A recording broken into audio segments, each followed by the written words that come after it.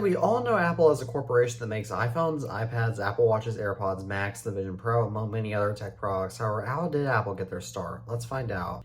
As they grew up, Steve Jobs and Steve Wozniak developed a friendship with each other as they shared a passion for computing. Eventually, in 1972, they would create the Blue Box, a legal device intended to work with a landline phone to modify signals for long-distance calls. It used to be lavish back then. They sold around 150 units at Berkeley, where Wozniak attended college, for $150 each as per Jobs' idea. Students often purchased up to 10 blue boxes and resold them, with blue boxes even winding up in the hands of some celebrities. Police never shut that business down. Meanwhile, the elder Ronald Wayne opened up a failed slot machine business from 1971 to 1973, which led to his fear of risky business. On April 1st, 1976, Steve Jobs and Steve Wozniak met Ronald Wayne to found a computer business in Jobs' parents' basement. When discussing potential names, Jobs, who recently returned from an apple orchard, developed an interest in naming the company Apple because it was a lively name. So on April Fool's Day 1976, Apple Computer was incorporated. Their first logo was an image depicting the famous story of how Sir Isaac Newton discovered the laws of physics while sitting by an apple tree.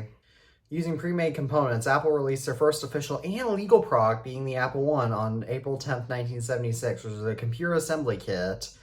Whilst it sold decently, it largely didn't achieve their goal of creating a computer for average Joes because it still required assembly and was therefore limited to nerds.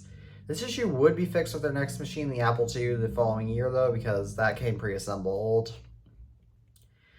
For obvious reasons, the Apple I is worth a fortune in modern times, as units have been auctioned off for over $300,000, and I specifically saw an eBay auction with the final bid being $340,100 in the US, with a badly damaged prototype auctioned in 2022 for $677,196. That's also why I don't have a unit to demonstrate for you in this video.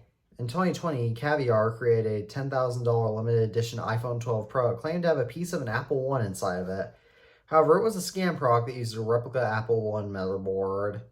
After only 12 days, Ronald Wayne departed Apple because he felt like he was interfering with the innovative ideas of Jobs and Wozniak. He still never regrets departing Apple, although he regrets not keeping a copy of his contract. As always, thank you all for watching this video. I'm the iTunes Fanboy, and peace out.